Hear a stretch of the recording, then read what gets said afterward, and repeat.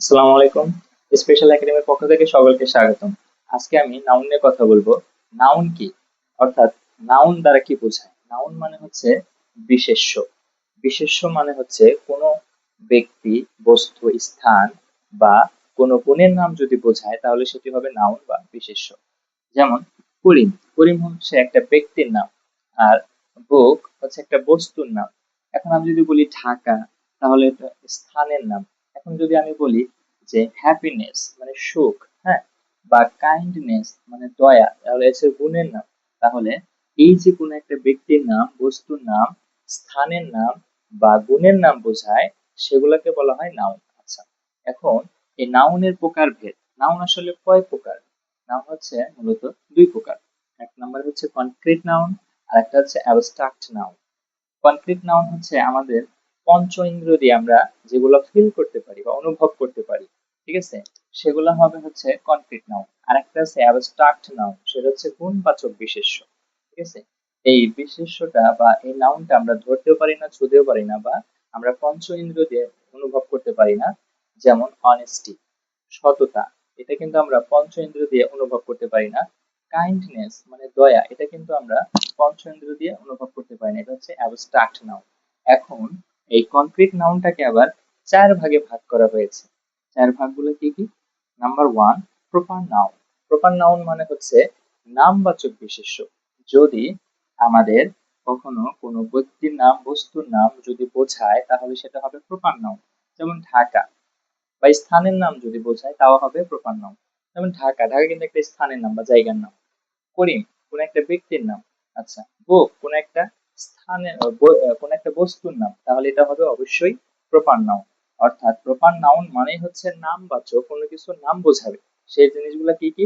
এক নম্বর হচ্ছে কোনো ব্যক্তির নাম বোঝাবে, দুই নম্বরে বস্তুর নাম, তিন নম্বর হচ্ছে স্থানের নাম। এই তিনটির নাম যদি বোঝায় তাহলে সেটা হবে অবশ্যই প্রপার নাউন। এখন কমন নাউন। কমন নাউন মানে হচ্ছে জাতিবাচক, আলাদা আলাদা ভাবে বুঝাবে না। আলাদা আলাদা ভাবে না বুঝিয়ে সকলকে একই জাতীয় বোঝাবে। মানে একই জাতীয় কোনো একটা বস্তু বা একই জাতীয় কোনো ব্যক্তি, তাদের সমষ্টিকে বোঝাবে, সেটা হবে অবশ্যই কমন নাউন বা জাতি বুঝাবে। যেমন আমি যদি বলি পৃথিবীতে 700 কোটি মানুষ, 700 কোটি ধরন, প্রত্যেকে কিন্তু আলাদা আলাদা, প্রতিটা মানুষই কিন্তু ভিন্ন। এদের ভিতরে ছেলে, মেয়ে, শিশু এবং আরো অনেক প্রকারভেদ রয়েছে। তাহলে প্রত্যেকটা মানুষকে কিন্তু আলাদাভাবে না বুঝিয়ে এখানে যদি ম্যান বোঝায় তাহলে কিন্তু ম্যান মানে মানুষ, সমগ্র জাতি, মানব জাতিকে বোঝানো হয়েছে। আচ্ছা, এখন স্টুডেন্ট, এক একটা স্কুলে এক একটা শ্রেণী থাকে এবং এক একটা শ্রেণীতে অসংখ্য শিক্ষার্থী থাকে। এগুলাকে কিন্তু আলাদাভাবে না বুঝিয়ে সবাইকে একত্রে যদি বোঝায় তাহলে আমরা বোঝাবো স্টুডেন্ট। স্টুডেন্ট বলতে আমরা কি বলবো? ছেলে শিক্ষার্থী না মেয়ে শিক্ষার্থী, দশম শ্রেণীর শিক্ষার্থী নাকি নবম শ্রেণীর শিক্ষার্থী? স্টুডেন্ট দ্বারা কিন্তু এই পৃথিবীতে সমস্ত শিক্ষার্থীদের বোঝানো হয়েছে। তার মানে শিক্ষার্থী যারা, তারা হচ্ছে একটা জাতি। হ্যাঁ, এই সমস্ত জাতিকে একত্রে বোঝানো হয়েছে। তারপরে কালেকটিভ নাউন। কালেকটিভ নাউন হচ্ছে সমষ্টিবাচক। এখানে বৃহৎ আকারে না বুঝে একটু ক্ষুদ্র আকারে বোঝাবে, কিন্তু তাদের সমষ্টিকে বোঝাবে। যেমন টিম, ফুটবল খেলায় কিন্তু 11 জন প্লেয়ার মাঠে খেলে, ক্রিকেট খেলাও কিন্তু 11 জন প্লেয়ার মাঠে খেলে। তাদের এই যে একটা দল, এখানে কিন্তু একাধিক প্লেয়ার থাকে, তাদের নিয়ে কিন্তু একটা দল গঠিত হয় এবং দলকে বোঝানো হয় টিম। তার মানে এখানে কিন্তু সমষ্টি বোঝানো হয়েছে, অনেকগুলো প্লেয়ারের সমষ্টি। আর্মি, আর্মিতে কিন্তু অসংখ্য সেনা সদস্য থাকে, এখানে কিন্তু সমস্ত সৈনিক বা সমস্ত অফিসারদের সমষ্টিকে বোঝানো হয়েছে আর্মি। বাংলাদেশ ডিফেন্সে কিন্তু নৌবাহিনী রয়েছে, ঠিক আছে, বিমান বাহিনী রয়েছে, তাদেরকে না বুঝে শুধুমাত্র স্পেসিফিক সমষ্টি আর্মিদের সমষ্টিকে বোঝানো হয়েছে। আচ্ছা, ম্যাটেরিয়াল নাউন। ম্যাটেরিয়াল নাউন মানে হচ্ছে বস্তুবাচক বিশেষ্য, বস্তু বুঝাবে। যেমন ওয়াটার, ওয়াটার হচ্ছে পানি, তরল পদার্থ। গোল্ড, স্বর্ণ, এগুলো দ্বারা কিন্তু বস্তুকে নির্দেশ করে বা বস্তুর নামকে বোঝায়। তাহলে এগুলো হবে ম্যাটেরিয়াল নাউন। এবং সবশেষ রয়েছে অ্যাবস্ট্রাক্ট নাউন, সেটা হচ্ছে গুণবাচক বিশেষ্য। এটা কিন্তু আমরা পঞ্চেন্দ্রিয় দিয়ে অনুভব করতে পারি না। অনেস্টি, সততা, কাইন্ডনেস, দয়া, এগুলো হচ্ছে সবই হচ্ছে অ্যাবস্ট্রাক্ট নাউন।